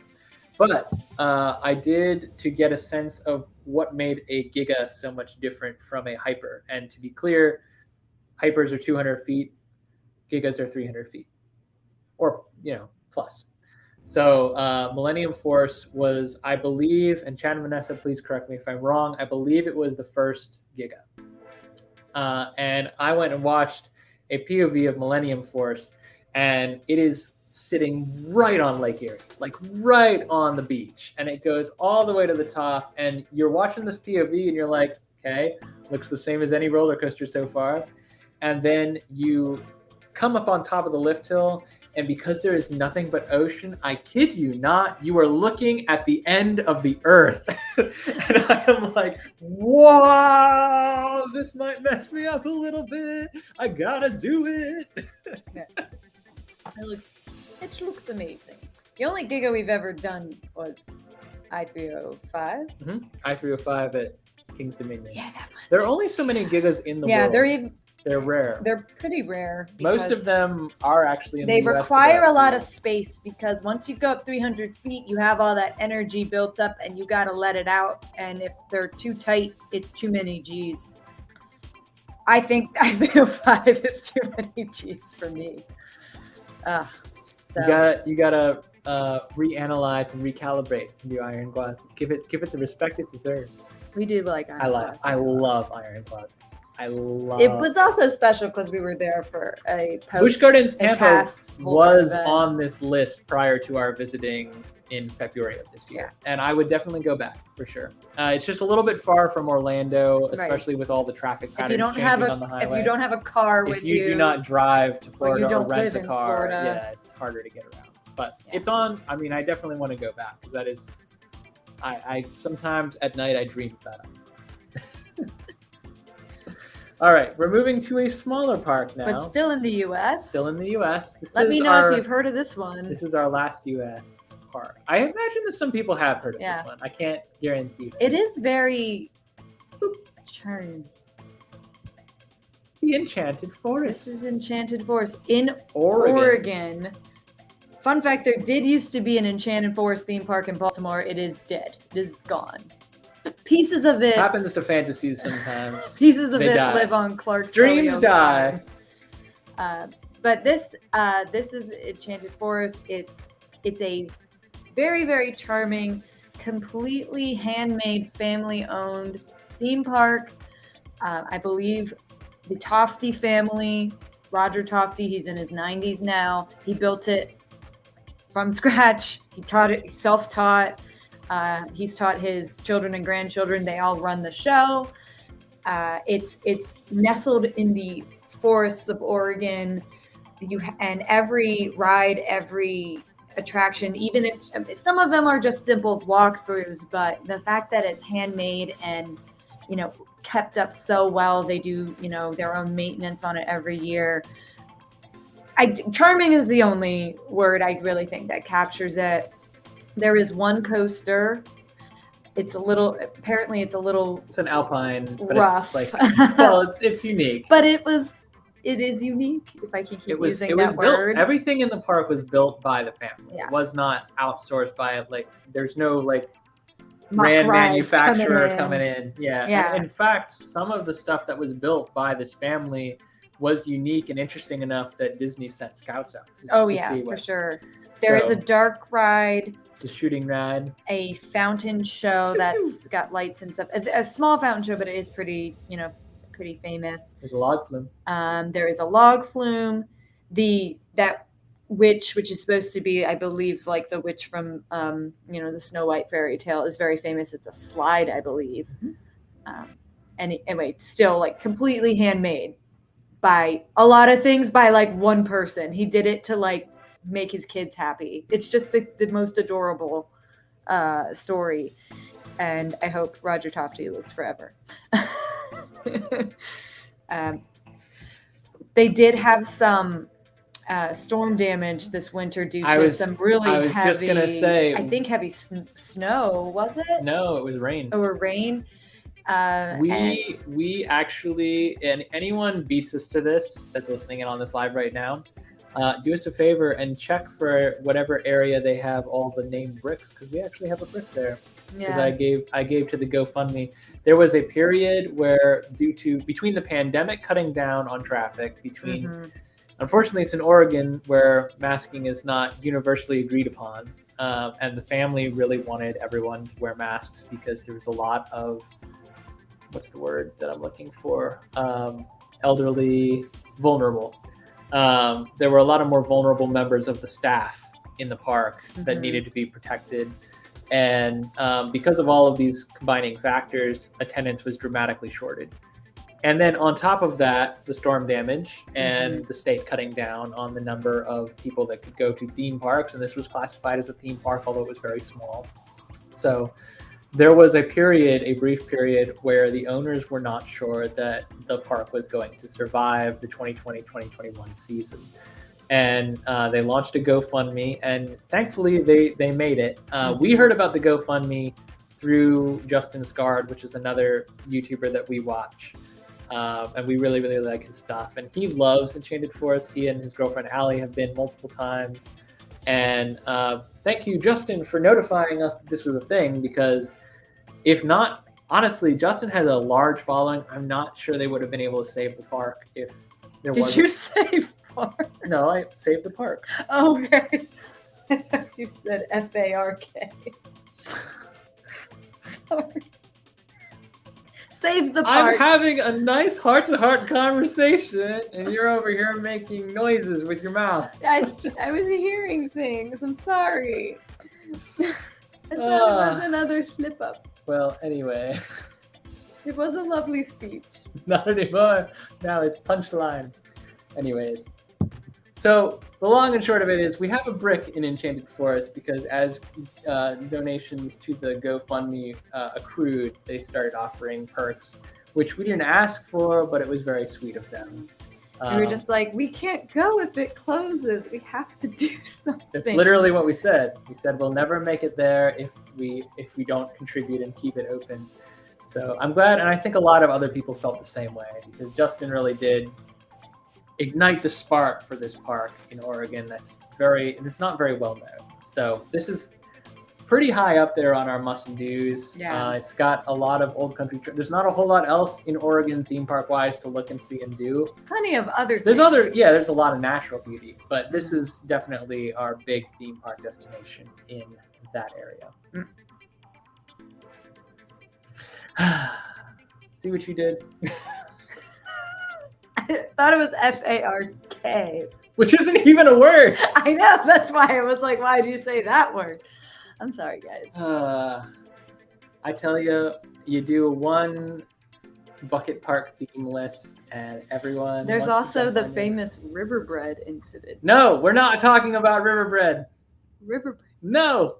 Raise your hand if you remember It's in our blooper reel. Do a search on our channel for bloopers. You'll find it. Chessington, World of Adventures. Ooh, the banner covers this one up. Too low. There we go. This is in the UK. The UK. And FYI, this is my only slide, so don't go into graphic detail. But what about... Yeah, that's pretty much what we had on there. Yeah. It's small. It's a small park. If you're familiar with Jackie from Super Enthused, she's been there with Sam. Sean and Charlotte live very close by, so they've been multiple times. It's cute. It's a Merlin-owned park, but it's very unique. It's themed to a zoo. So there is like half zoo. There are animals there. The log flume actually shoots you by a tiger pen, which is cool. The tigers aren't always out, so I hear, and the log flume isn't always open. But when it's open and the tigers are out, it's a very unique experience. You can't really see, but like this is a drop tower that's got a big like alligator mouth. Yep. Crop drop. So it's got some cute theming. There's dark rides. There's coasters. Three roller coasters if you count the kiddie coaster. And the top roller coaster is a suspended that is themed to a vampire, because you cross over a bridge and you enter like the graveyard, and it's like the zoo's supernatural exhibit. It's a neat. What are you? Cryptonotic? Cryptoid. I can't. Sorry if I'm saying that word wrong. Bye, Mitch. Thanks for coming, Mitch. We're almost done, I promise. Right? The next one is our last. And then we have a couple wrap-up things. Yeah. That's it. Okay. Yeah. So Chessington World of Adventure. Definitely want to check that one out. It's actually above Alton Towers and Blackpool Pleasure Beach on our list of must-dos. Well, we're going to go to the UK. This is on our list. But when and how and what the priority list will be, Chessington is actually at the top for the UK. And for now. Asterisk. Spoilers. One more that's on our must-do, and this is by far going to be the hardest one to get to. Maybe harder than China. This is going to be the hardest one to get to because it's super expensive. just so expensive. Ready? Have you guessed where it is? Bada boom. Motion Gate, Dubai. I imagine that the large portion of this crowd will probably have never heard of Motion Gate Dubai, which I don't fault them for. Yeah. Yeah, this is a really, really, really, really, really cool theme park. It's all indoors because Dubai is super hot. It's in the middle of the desert. And Dubai is actually a big theme park destination, believe it or not, because it's like a business venture capital of the world. So people fly there all the time, take really expensive trips to go do business, and they bring their families. And what do their families do? They go to theme parks and water parks and all kinds of other cool stuff. Yes, Vanessa, Six Flags is opening a Emirates first international Six Flags park. Yep. And it's supposed to have the craziest, biggest coaster in the world. Thing. I am super excited. Mitch, I thought you said you were leaving, buddy. Welcome back. No, we're glad to see you. We've never been to Dubai. A lot of our friends are much better traveled than we are. But we travel. Well, I travel with the incentive of theme parks, and Katie travels with me doing other things. I traveled for the sake of traveling to see new places, but now that I'm with Tim, I have to. Okay, that have to is not the word. Have to. We tend to gravitate towards places that have a theme park, but it's how she incentivizes me. I didn't like to travel when I first met Katie. So we've been doing some traveling. We've seen some very pretty things you can do to get me to travel someplace. Cascading waterfalls. Niagara Falls doesn't count. It's too big. It doesn't cascade. It's just an ocean falling off a cliff. But waterfalls, hiking, fun touristy stuff like Gatlinburg and theme parks. So you want to get me to Japan, tell me that we can go to Tokyo Disneyland while we're there. I mean, I want to do just let me have my sushi. Why is Motion Gate Dubai on our list? Motion Gate Dubai. Well, okay, should we start with the main reason? Yeah. Okay. Because that's the only one I have a slide for. So right now, besides a show in Beijing's Universal theme park, it's the only place where you can ride a How to Train Your Dragon ride. Yay! And it didn't go. Awesome How to Train Your Dragon ride. Hold one moment, technical difficulties. Oh no! I stayed too long on one slide. See what happens when you get me down the rabbit hole. How to Train Your Dragon ride. No. Too much pressure, not enough success. No, stop. You're gonna spook it. Ride. Okay, there we go. Except for your whole shows. There we go. It's not even that great a slide. It's not really. It's you can't take video when you're on most of the Dubai attractions, but Motion Gate Dubai has an entire How to Train Your Dragon themed land. Motion Gate Dubai actually has a lot of IPs. A lot of DreamWorks IPs. A lot of IPs that previously, when the park was built, it had no home. Particularly internationally, but even in the US, some of these properties were scarce. Yeah. So it's got, I think you said a John Wick coaster. Yeah, there's a John Wick coaster. There's a Now You See Me spinning coaster. Now You See Me coaster. There's a Hotel Transylvania dark ride. There's a Kung Fu Panda rapid or log flume water ride. Or rapids ride. Shrek is under construction. Shrek has a ride coming. The big thing for me, of course, How to Train Your Dragon is my favorite ever movie. Yeah. And it's never going to change. Never.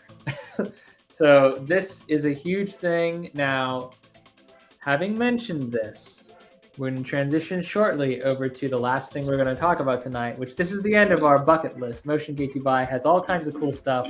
And while we're in Dubai, we'll be checking out a lot of other parks, assuming that we can ever make it to Dubai. This is probably the thing I feel least confident about.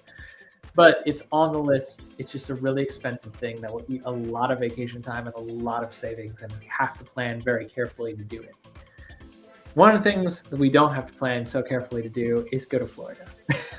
So let me transition to the must-dos, adventures in the future that we're almost 100% sure we're going to do, but we physically cannot plan because they don't exist. Because they don't exist yet. They're under construction.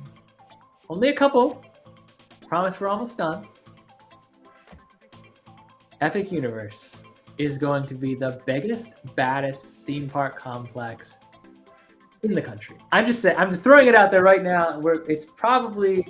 It's going to blow Disney World away. I say that as a big Disney fan. We love Disney. We've always loved Disney parks. Not everything that Disney's done has been something that we love, to be clear. But the Disney parks we have always loved for reasons both nostalgic and new age. We love all the new attractions. Epic Universe is going to blow the hinges off the Disney door.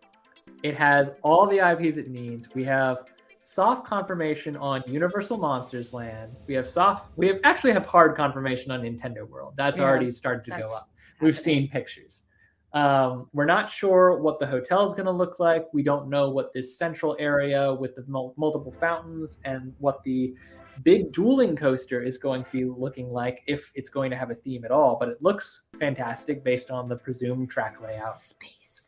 There is a fantastic. Well, it was going to be a Fantastic Beasts land. It might actually wind up being a Harry Potter post. It's a Wizarding World land. Wizarding World Expansion 3, which will be cool. And one very cool thing that we learned from Theme Park Stop. Not Shark. Yeah, Theme Park Stop. They're different.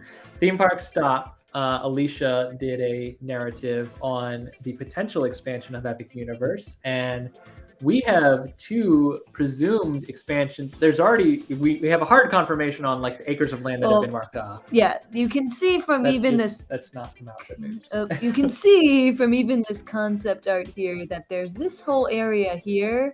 Yeah. And this whole area here that's not been. This over here is a much smaller. It doesn't look like it, but this is a much smaller plot of land, and it's right next to Nintendo World. And what we all believe as theme park analysts of the amateur level, what we all believe is that is to be the Legend of Zelda expansion for Super Nintendo World, which will be the coolest thing that has ever happened in any theme park ever. Regardless of which IP of the Zelda variety you're basing it on, it's going to be phenomenal. The other thing that is being discussed, and it has been, we have hard confirmation on discussions. We don't know whether anything actually happened, but we have a soft confirmation that it could be something.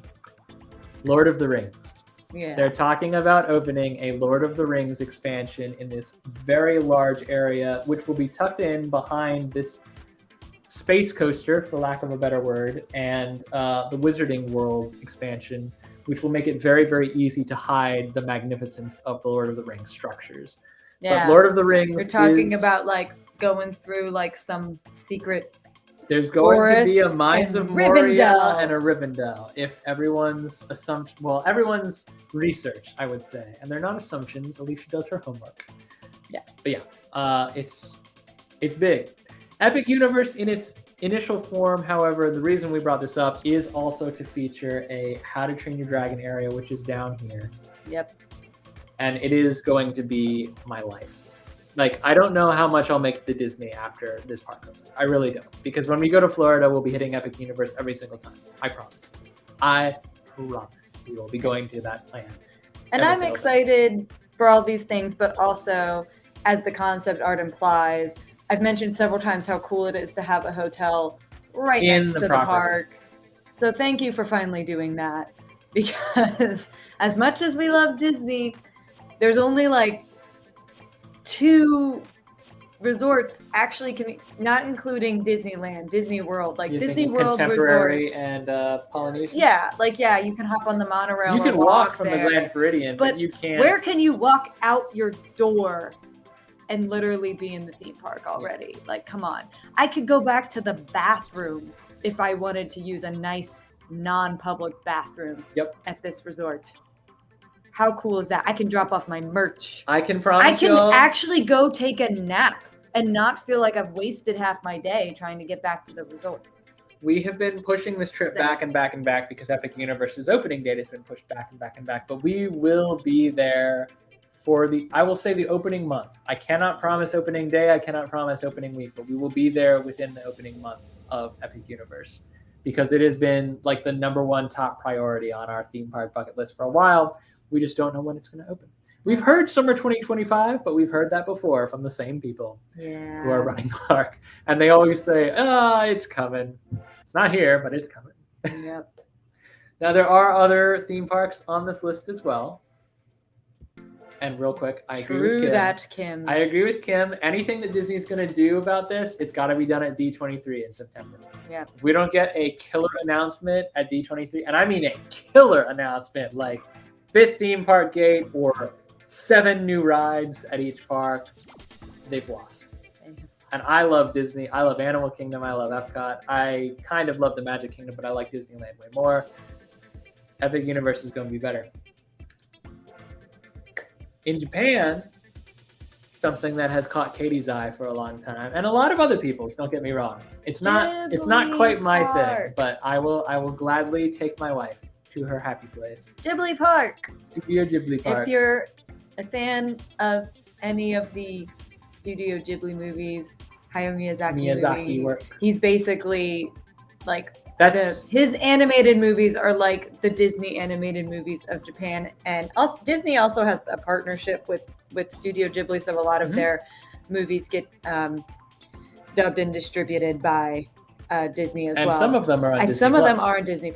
So if you're a fan of animation, beautiful hand-drawn animation that we don't see anymore in the Disney movies, check out the Studio Ghibli movies. My favorites include Howl's Moving Castle, My Neighbor Totoro, Spirited Away, and I also like Whisper of the Heart, which is a little more softer one. But and if you've not seen more. These movies, you've probably seen these characters, even if you don't realize it. The cat that's a school bus, that's Miyazaki. Yes. If you've seen the big rabbit-looking tubby thing that has the whiskers, wanders around like that on someone's shirt, that's Totoro. And No Face is the big cloaked thing with the big from Spirited Away, round white face that is looks like a ghost with a shroud. Adorable, but also really scary if you've seen Spirited Away. So anyway, I definitely want to check out this park when it opens one day. May or may not be when we finally make it to Japan. We'll have to make it back for it. It's been pushed back years at a time. So like every time they push it back, they're like, it's going to be 2021. No, it's going to be 2023. It might be 2025. We don't know. Yeah. But it's half built. It's in progress. It's not like a concept art, and that's as far as it's gone. But it's happening. It's definitely just not clear when it's definitely happening. It's not just a thought or a rumor. Now, talking of one thing that we are not sure is ever going to happen, but we just have to hope and pray that it does because it looks so cool, is our last future bucket list item, the London Resort.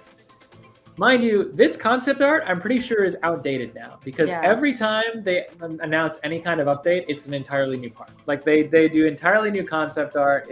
They scrap everything from the previous concept art. They move pieces around. And because Sean and Charlotte are based in the UK, there are a lot of these videos based on the London Resort in particular. They do a lot of talking about the London Resort and what could or could not happen. So it happens to be the project that is stuck in development hell at the moment. And it has a lot to do with the different sponsors that keep pulling out. At one point, it was Paramount was going to be sponsoring this whole thing, and it was going to be the London Paramount Park. It's just being branded the London Resort right now. And we've been looking at this for the last 3 years when it was in concept phase. It's still in concept phase, but it's much further along in concept phase. They've got a plot of land for it now. We don't know when it will happen, but it's going to be London's answer to Disney. Alton Towers, Blackpool Pleasure Beach, Chessington, all based near the London area. Very much adult-centric parks, thrill-centric parks. Even, I think Chessington is probably the most family-centric of all of the UK parks that we're aware of, but still very thrill-centric in the sense of having roller coasters. This is going to be everything and more. This is going to be like Universal Disney packed into a plot of land that is within striking distance of the London Tower. And I can't help but think that the same people that did this concept art did Epic Universe. It just has the same exact color palette. And I'm pretty sure this came out before Epic Universe did. So it did. Who knows? But I'll say this for Epic Universe, their concept art has not been updated since day one. It's been the same since we first saw it. So this is iteration like 7 of 12. Like this was the iteration that I kind of latched on to, because you can see a lot of what they have in mind. And this, I will say, not a lot of the land's content has changed. You have this area that's centered here, which is big and enclosed, and that's good for like rain, because it rains a lot in the UK. Maybe you don't know. It's got this hub area where they intend to have some kind of little coaster. That has been pretty consistent. It's got a dino area. Now, what's in the dino area has not been consistent. We've seen a lot of iterations for the roller coaster, some without. Sometimes it's a wooden coaster, sometimes it's a steel coaster, sometimes it's nothing. So we know they're thinking dinosaurs. We don't know what that means to them. Over here, we have a castle. It's very important to them to have a castle. So they're gonna have a castle. We don't know what the castle will look like, and neither do they. But we know they're going to have a castle because it's been in every iteration of the concept art since it began. And it looks like they're envisioning a wooden coaster in this area. That has been pretty consistent as well. These areas over here, much less consistent. These change every time the concept art is released. At one point, this was going to be like a Star Trek sci-fi land, which I would have loved to see, because there was rumor of like a Star Trek flying through a Borg invasion type coaster like Space Mountain. Oh boy, I would have loved to do that. But I don't think that's going to be the case anymore because Paramount pulled out. It may be that it's Doctor Who themed, because there has been talk of BBC sponsoring areas of the park. Oh! So there is that too. I mean, I would take Star Trek. I mean, this is going to be nerd paradise no matter what it turns out to be, for sure. Because it's going to have so much in common with the IPs that we know and love as nerds, even if they don't have the exact branding that we're looking for. But for a long time, London Resort has been on our radar. It was actually one of the earliest parks we looked at as a, hey, maybe we could be there for the opening. And Epic Universe surged forward with their plans. In the time since Epic Universe has announced, they have moved the furthest along. Pretty sure we started getting invested in London Resort in like November 2019. And then after everything happened, we were like, when is this ever going to open? We did.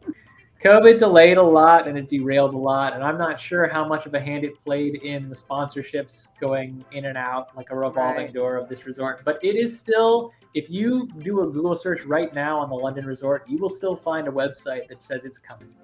So as long as that website is there, I'm holding out hope that it actually is coming. A lot of people are really excited about it. It is on our long-term bucket list. And we will be there one day. But we don't know when. So in the meantime, the bucket list that we've expanded upon here is the parks that are the parks that we have made soft or hard plans to visit that we fully intend to get to before we die. The rest of them are theoretical. But we do intend to visit them. And as we check one off, we'll add another, and a list will never, ever be done. Exactly.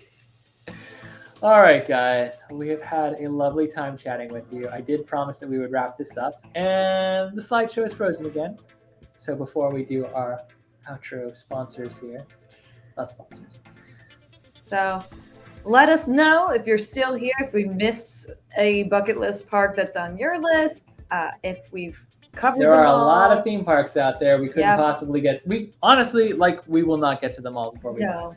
Unless we become full-time YouTubers, I don't think there's ever going to be an excuse grand enough to take that much time off from work. But it's always fun. Part of the fun of being a theme park enthusiast is thinking about and planning to go to them. And sometimes your dream gets realized, and sometimes it's just fun to think about it and whatnot. So we hit all of the foodies parks and gave them more to think about. Well, feel free to let us know if you think something should be on our list that we're missing, because we only get fed what we get fed through the algorithms on YouTube based on what we watch. Attractions 360 and Theme Park Worldwide, where we get much more information. So let us know if you think we missed one. And 2 tickets also brings up a good point. California's Great America has been sold. And I would even say you have less than that 7 to 11 years because they're starting to gradually close attractions to make it easier to pack them up and ship them out. So the park itself, the grounds may stay alive for a little bit longer, but we don't know. Silver Dollar City and Magic Mountain are on our 1 days. Yeah, we are aware of them. We definitely want to visit them. And if we go out to Branson, there's a whole lot of other tours. We could have made this list up to like 2025, but we knew that eventually we'd want to go to bed. Yeah. Anywho, creator spotlight this week, guys. We want you guys to check out Life and Lou on YouTube and Instagram. On YouTube, I believe the channel is her actual name, which is Louise. I might be confusing her with someone else, so I don't want to say it wrong. But on Instagram, the handle is Life and Lou, and she's done some really cool Disney stuff recently that I've been following. I love getting her stories in my feed.